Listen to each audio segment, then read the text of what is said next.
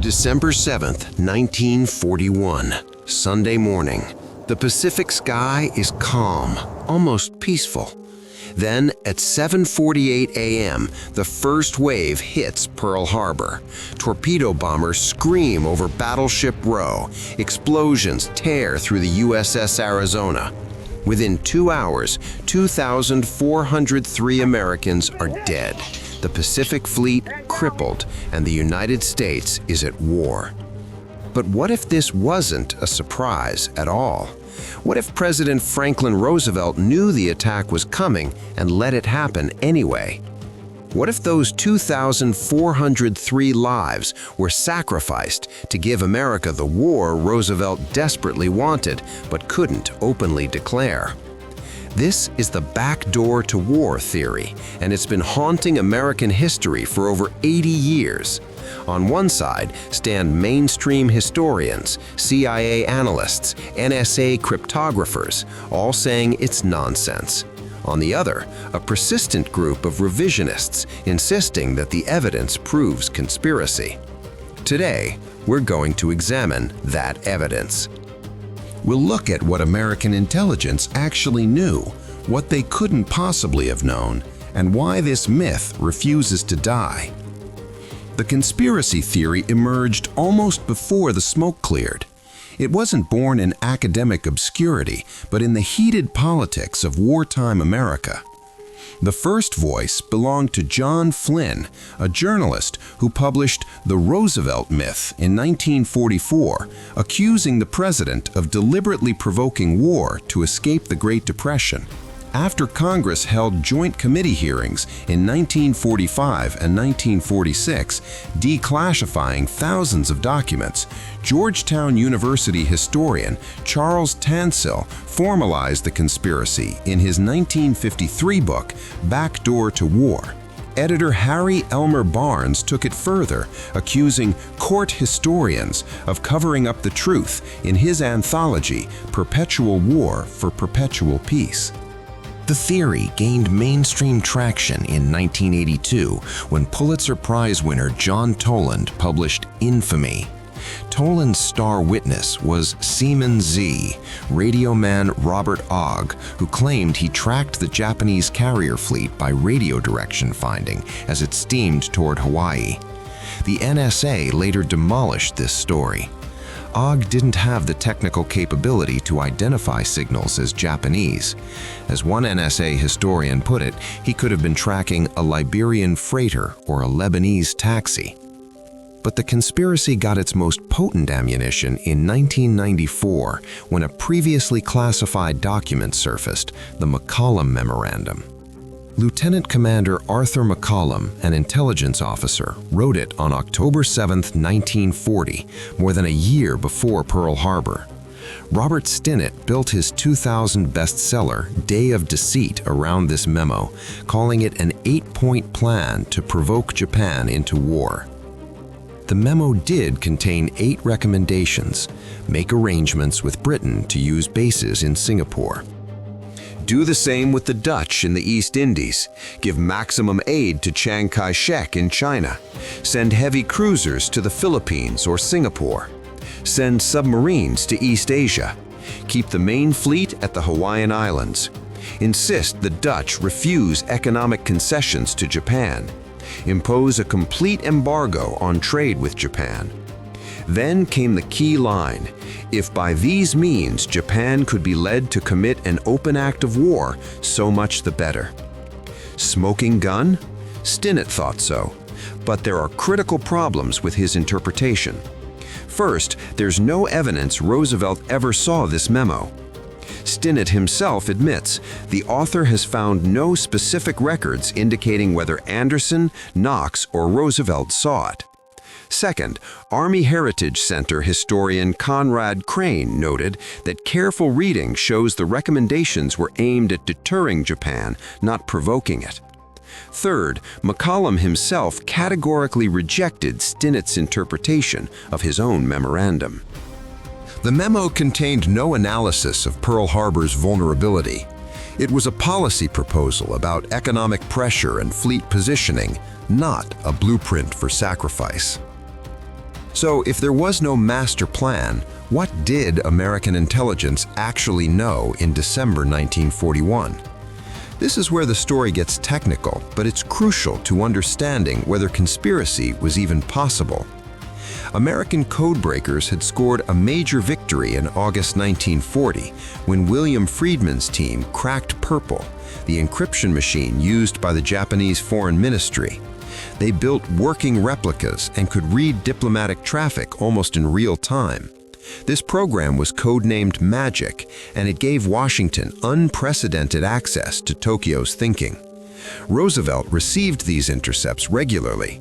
He knew Japan was preparing for something big. But here's the critical limitation.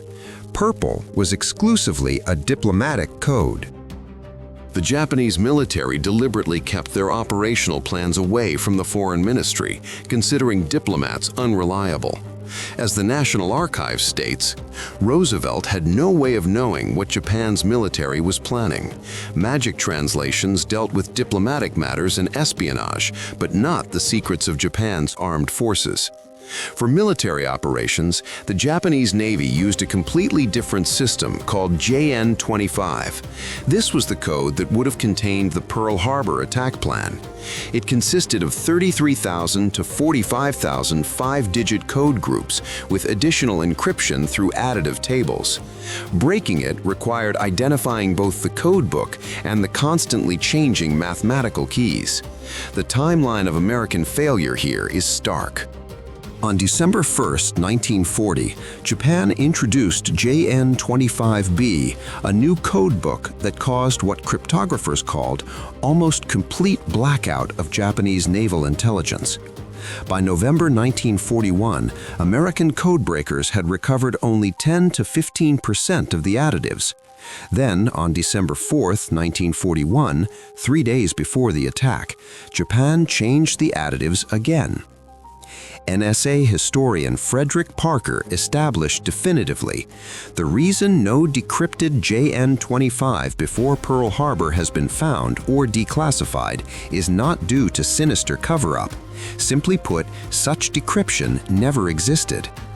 Stephen Budyansky, writing in the U.S. Naval Institute proceedings in December 1999, confirmed from declassified documents, for a year before the attack on Pearl Harbor, the Navy failed to read a single JN-25 message sent during that period. After the war, when cryptographers had years to work on the backlog, they decrypted 26,581 pre-war JN-25 messages. Among them was a message from November 4, 1941. Uduki, a destroyer, will pick up torpedoes that Cardivs 1 and 2 are to fire at anchored battleships on the morning of the designated day. This message was read only in 1945 or 1946. The plan was there in the Japanese traffic, but it was locked behind encryption that Americans couldn't break in time. This is the foundation that collapses Stinnett's entire case. He claims Roosevelt had the information. The NSA says the information was cryptographically inaccessible. Who do you trust? A journalist interpreting documents he doesn't fully understand? Or the institutional memory of the organization that actually does this work? David Kahn, author of The Codebreakers, The Definitive History of Cryptography, reviewed Stinnett's book for the New York Review of Books in November 2000. His verdict: Stinnett misreads documents, misunderstands intelligence, distorts facts, and misleads readers. One expert found 23 pages of technical errors in just the first third of Stinnett's book before publication. Kahn caught Stinnett in a revealing mistake. Stinnett claimed that dates on intercepts like Navy Trans 10-14-45 were falsified to hide the conspiracy.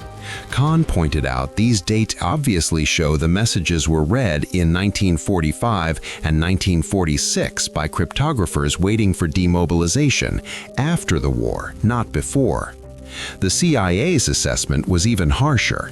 CIA historian Donald Story wrote, "Stinnett wove this theory practically from thin air. Those who could check his sources are unanimous in condemning his methodology." Essentially, the author invents his sources. When he doesn't invent the source, he lies about what the source says. But mainstream historians acknowledge that American intelligence did pick up disturbing signals. The question is whether anyone could have interpreted them correctly. In November 1941, MAGIC intercepted Japanese instructions about an emergency code. If relations with the U.S. reached the point of no return, the phrase "east wind, rain" would be inserted into Japanese weather broadcasts as a signal to destroy code machines. Captain Lawrence Safford, head of the Navy's cryptographic section, OP-20G, testified at congressional hearings in 1945 and 1946 that this winds execute message was intercepted on December 3rd or 4th, but then destroyed or hidden. However, his testimony simply did not withstand cross-examination. He couldn't produce documentary proof. The NSA's 2008 assessment by historians Hanyak and Mowry in West Wind Clear concluded the wind's message never reached Washington.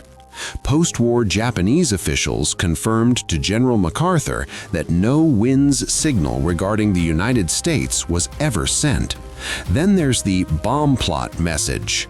On September 24, 1941, MAGIC intercepted a telegram from Tokyo to their spy in Honolulu, Takeo Yoshikawa, instructing him to divide Pearl Harbor into 5 sectors and report ship locations.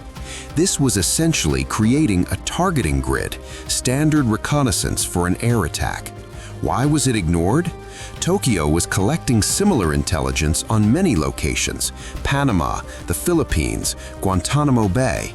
Analysts dismissed it as typical Japanese thoroughness. Admiral Turner suppressed a proposal to forward it to Admiral Kimmel in Hawaii. After the attack, every analyst who'd read this telegram instantly understood its significance. But before December 7th, it was just one data point among thousands. This is what historian Roberta Wohlstetter called the problem of signal versus noise. Her 1962 book, Pearl Harbor, Warning and Decision, won the Bancroft Prize and remains the gold standard analysis. Her central thesis: we failed to anticipate Pearl Harbor not for want of relevant materials, but because of a plethora of irrelevant ones. Signals about Pearl Harbor were embedded in the dross of thousands of other intelligence data, some of which pointed just as convincingly to a Japanese attack on the Panama Canal. Wohlstetter introduced the concept of poverty of expectations. Analysts fixated on familiar threats rather than probable ones. But let's step back from the technical details and ask a more fundamental question. Would this conspiracy even make sense as a strategy? Gordon Prang spent 37 years researching Pearl Harbor and called the conspiracy theory absurd for 4 reasons. First, war with Japan contradicted the priority of helping Britain. Admiral Stark's memo from November 5, 1941, stated explicitly war between the United States and Japan should be avoided. Roosevelt's entire focus was keeping Britain in the fight against Hitler. A Pacific War would divert resources from that goal. Second, attacking Japan didn't guarantee war with Germany. The tripartite pact was defensive. Germany wasn't obligated to help Japan if Japan initiated hostilities. Hitler declared war on the United States of his own volition. Roosevelt had no way to know he would. Third, the attack risked destroying the fleet needed to fight a Pacific War. The Japanese could have, and nearly did, crippled naval facilities beyond quick repair. This wasn't a controlled provocation, it was a near catastrophe. Fourth, Roosevelt was preparing a peace message. On the evening of December 6th, FDR was drafting an appeal to Emperor Hirohito calling for peace. As Prange noted, this was not the action of a man who wanted war with Japan. Revisionists point to one detail they consider damning. All 3 Pacific Fleet aircraft carriers were absent from Pearl Harbor on December 7th. The Enterprise was delivering aircraft to Wake Island. The Lexington was ferrying bombers to Midway, and the Saratoga was in Bremerton for scheduled maintenance. Surely this proves the valuable ships were deliberately saved. The problem? Admiral Kimmel gave those orders, not Washington. And in 1941, battleships, not carriers, were considered the fleet's capital ships. If Roosevelt wanted to provoke war while protecting valuable assets, he would have pulled the battleships, not left them as bait while saving the carriers that nobody yet understood would dominate the naval war to come. Between 1941 and 1995, 9 official investigations examined Pearl Harbor. The Knox investigation in 1941, the Roberts Commission in 1941 and 1942, the Hart investigation in 1944, the Army Pearl Harbor Board in 1944, the Naval Court of Inquiry in 1944, the Hewitt investigation, the Clark investigation, the Joint Congressional Committee in 1945 and 1946, the most comprehensive, the Clausen investigation in 1946. All 9 found incompetence in preparation, underestimation of Japanese capabilities, problems from excessive secrecy around cryptography, divided responsibility between Army and Navy, and shortage of intelligence personnel. Not one found evidence of deliberate foreknowledge or conspiracy. But they did find scapegoats. On December 17, 1941, just 10 days after the attack, the commanders in Hawaii were relieved. The Roberts Commission blamed them for dereliction of duty. Both retired at reduced rank. Admiral Husband Kimmel and General Walter Short became the official culprits. What weren't they told? They weren't on the magic distribution list, so they never saw the diplomatic intercepts Roosevelt was reading. They never saw the bomb plot message dividing Pearl Harbor into sectors. They didn't receive messages from the Honolulu spy on December 6th about possibility of a sudden attack. They didn't see the 14-part Japanese message delivered on December 6th and 7th, or the instruction to deliver it at 1 p.m. Washington time. They never received General Marshall's warning, which arrived after the attack had already begun. Admiral Raymond Spruance, one of the heroes of Midway, said later, "I have always considered that Kimmel and Short were held responsible for Pearl Harbor in order not to give the American people cause to lose confidence in the Navy and the War Department in Washington."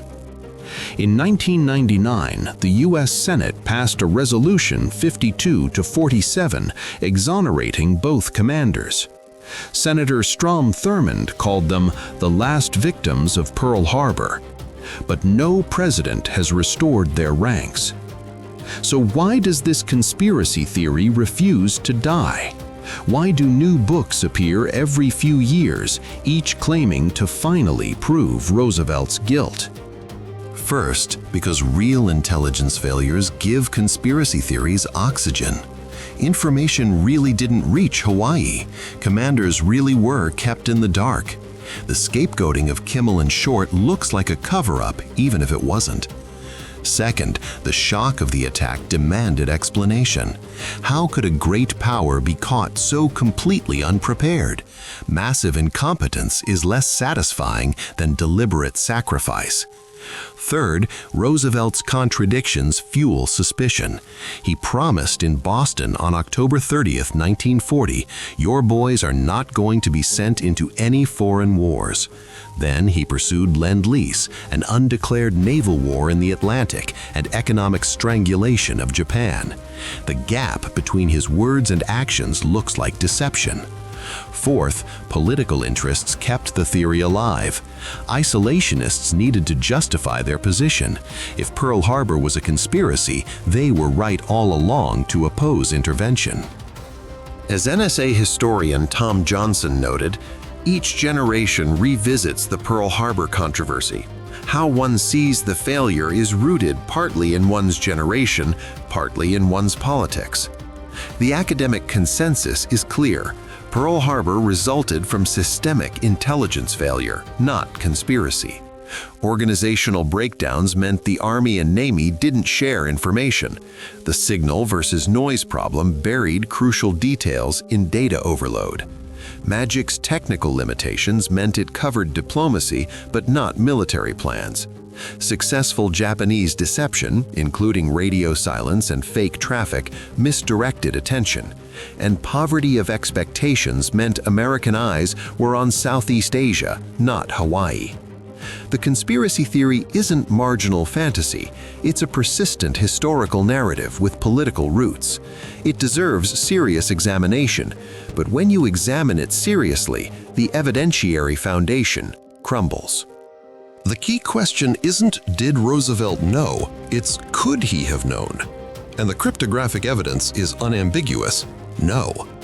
The Japanese military code that contained the attack plan was unbroken in December 1941.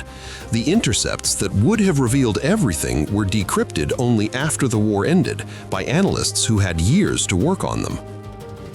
What we're left with is messier and more human than conspiracy. We're left with intelligence agencies that didn't talk to each other, analysts overwhelmed by data they couldn't prioritize, commanders fixated on threats they expected rather than the threat that materialized, and a president who wanted to help Britain but couldn't see the hammer about to fall in the Pacific. The truth is that incompetence, bureaucracy, and bad luck killed 2,403 Americans on December 7, 1941. That's harder to accept than a grand conspiracy. It means catastrophe can happen without a villain, that tragedy doesn't require a mastermind. It means we live in a world where the system can fail catastrophically while everyone involved believes they're doing their job. That's the real lesson of Pearl Harbor. Not that Roosevelt betrayed his country, but that even great powers can be blindsided when intelligence fails, when organizations don't communicate, and when everyone assumes tomorrow will look like yesterday. December 7th wasn't the result of one man's conspiracy. It was the result of 1,000 small failures that aligned at exactly the wrong moment. And that, perhaps, is the most frightening truth of all.